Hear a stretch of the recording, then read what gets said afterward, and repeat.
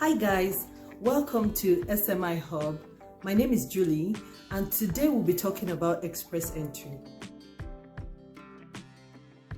So today I'm just going to give a brief overview of what exactly express entry is.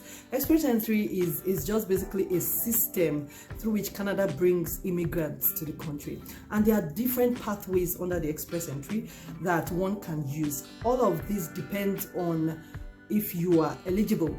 So there are different pathways and you have to look through all these pathways to determine if you're actually eligible and which one will be best for you. So today I'm going to give a brief overview of the three types of pathways that there are in express entry. So first is federal skilled worker. A federal skilled worker program is the program that Canada uses to bring skilled workers from outside Canada, without Canada, into Canada.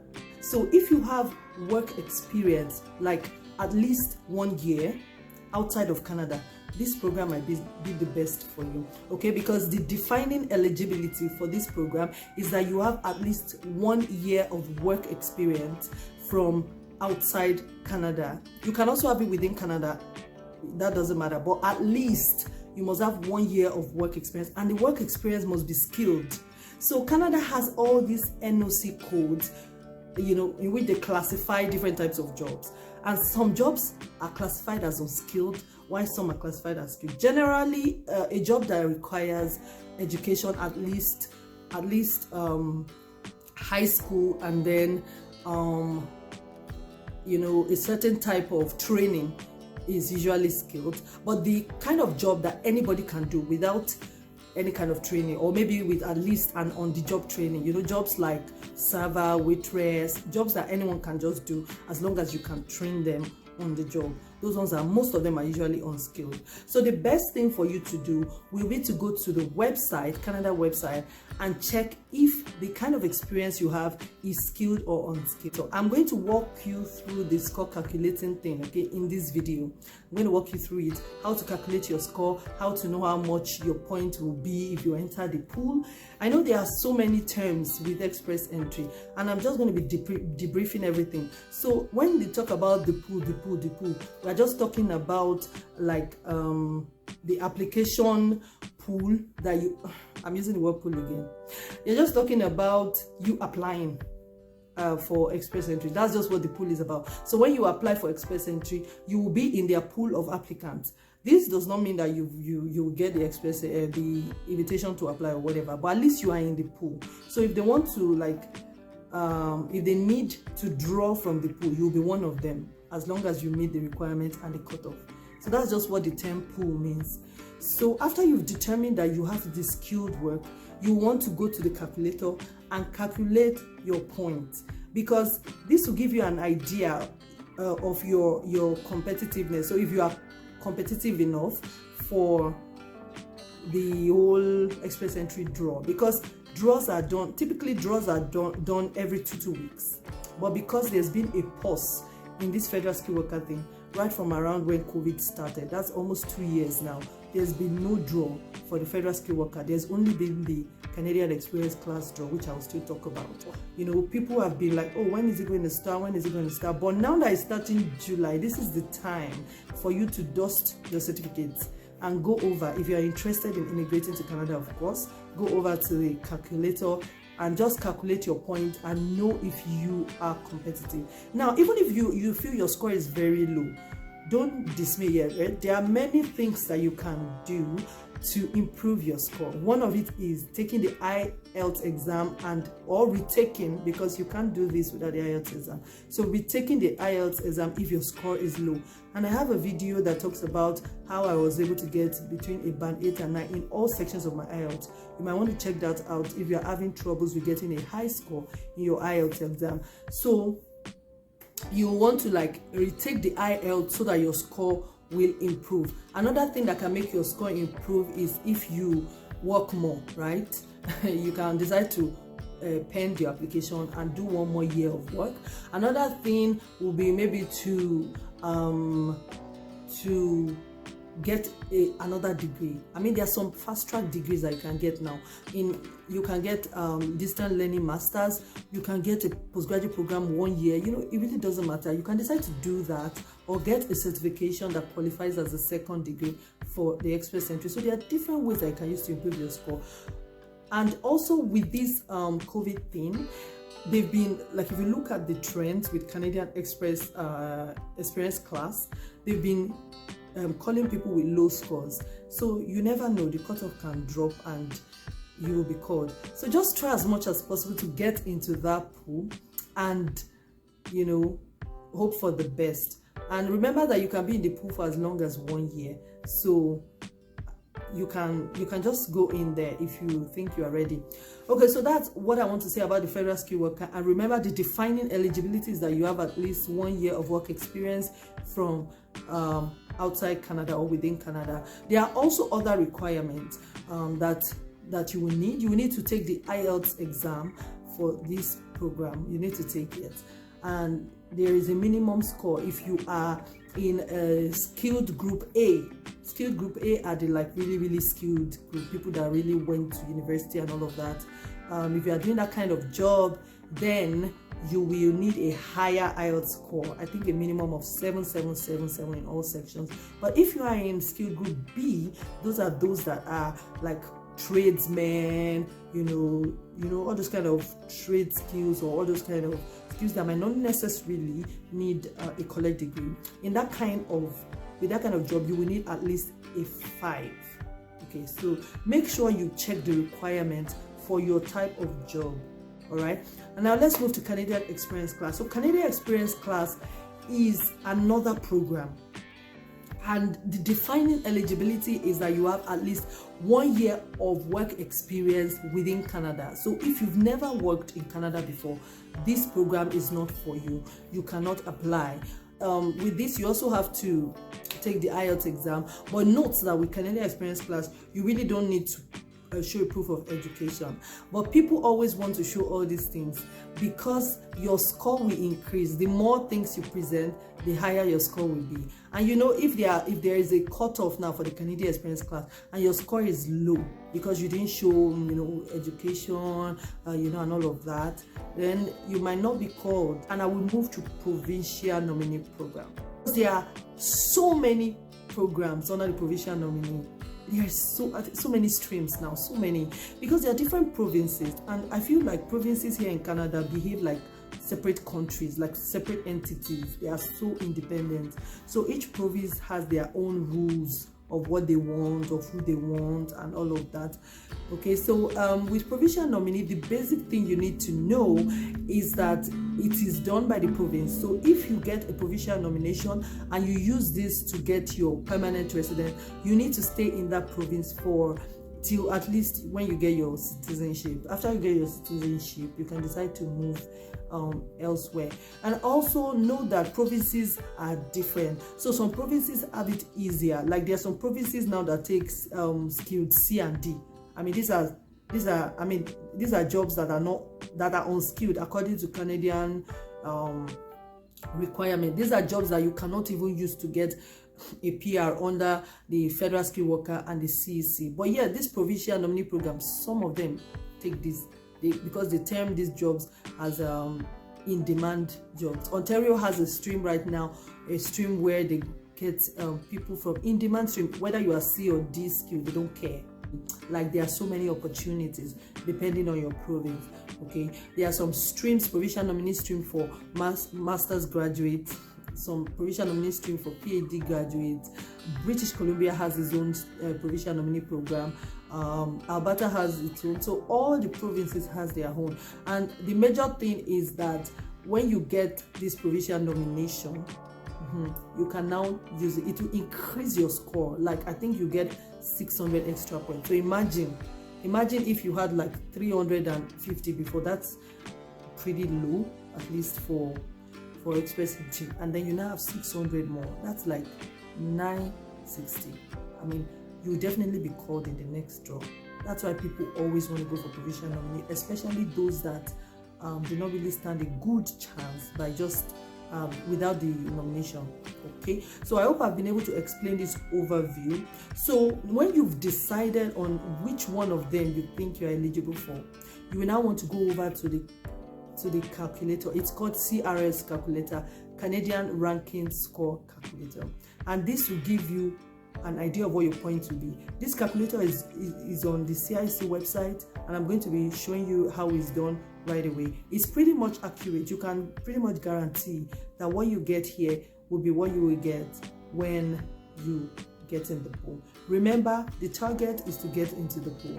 So I find out that many people do a lot of talking, a lot of plan to get into the pool, but they don't actually get into the pool. And before you can get into the pool, make sure that you have everything, because when you are applying to get into the pool, you don't have to show it. You're not going to show anything, and it can look very tempting. Now let me just enter the pool now, and when they call me, and then when they call you, you have a short time to produce these things that you've presented in the pool. So I always advise that you get all your documents ready before you enter the pool, because if they call you and they tell you that you have 45 days to submit your application, and then you now start calling your workplace that you worked in 8 years ago, or calling your transcript office, because you have to evaluate your transcript. If you did not study in Canada, you have to evaluate your transcript. You will call them to send your transcript to whatever evaluation company you use. So WES is the typical company that people use. So they will send your transcript to WES. WES will evaluate it and then send it to Canada, and that takes time. So if you are going to be presenting a degree that is outside of Canada, I would advise you do your WES. Make sure you get your WES report like this. Make sure you get your IELTS results, and then make sure you get your reference letters. At least get the ones you need before you enter the pool, because they can call you anytime. They do it like every 2 weeks. They will soon start in July. Okay, so I hope I've been able to really explain everything in a very basic way. And then now let's go over to the Canadian Ranking Score Calculator. Also over to the Comprehensive Ranking System 2. So this is very easy. You just go on Google and you type Canadian Score Calculator, and then it will bring out the different options, and just click the one that is on the cic.gc.ca website, so that you have a very accurate idea of what your score will be when you enter the pool. So here I am.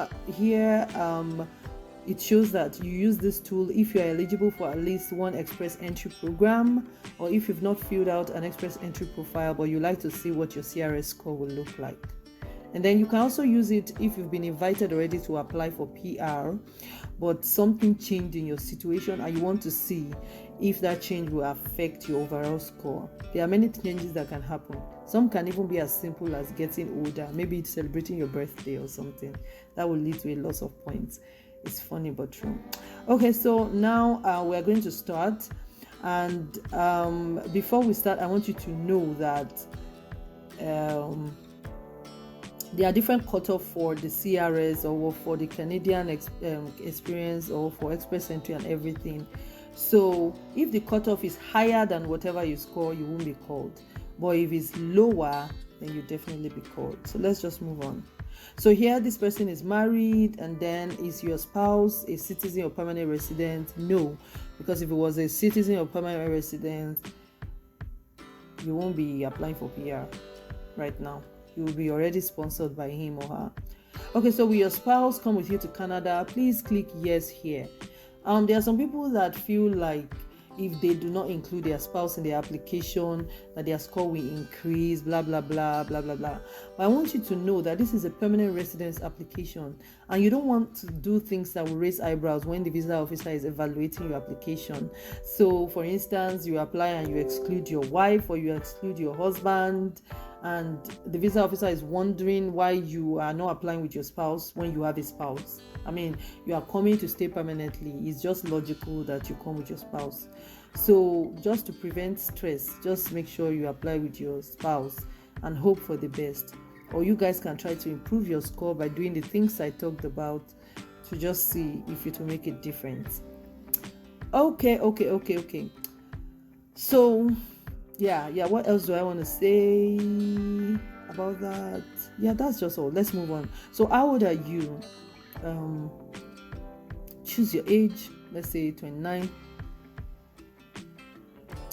And I hope you know that there is a big difference between 29 and 30 and 31.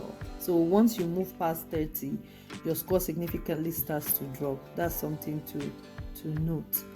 Okay, so what is your level of education? You want to choose what your level of education is. Let's say it's a bachelor's degree. So based on what I said, your education can either be a Canadian degree, or if it's not a Canadian degree, you should have an educational credential assessment if you did your study outside of Canada now. And I talked about that you need to use an agency, and it must be an approved agency, like maybe the WES or something. I have used the WES, and they are legitimate. So you can use any of those agencies and basically do that. Let's just move on. So have you earned a Canadian degree, diploma, or certificate? Answer it as the case may be. Let's say you have. And now choose the best answer to describe this level of education. So is it a degree? Is it a 1 or 2 year diploma? Whatever it may be, just choose the right option.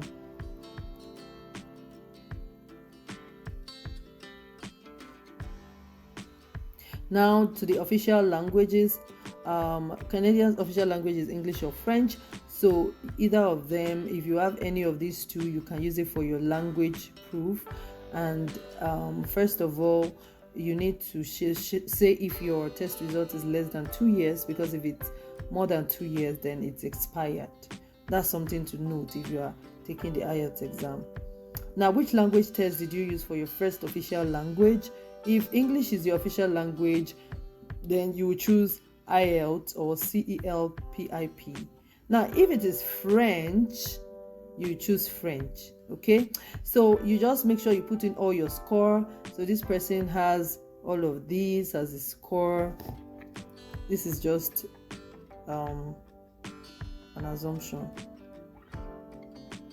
Now I put in the maximum score for the IELTS. Okay, so do you have other language?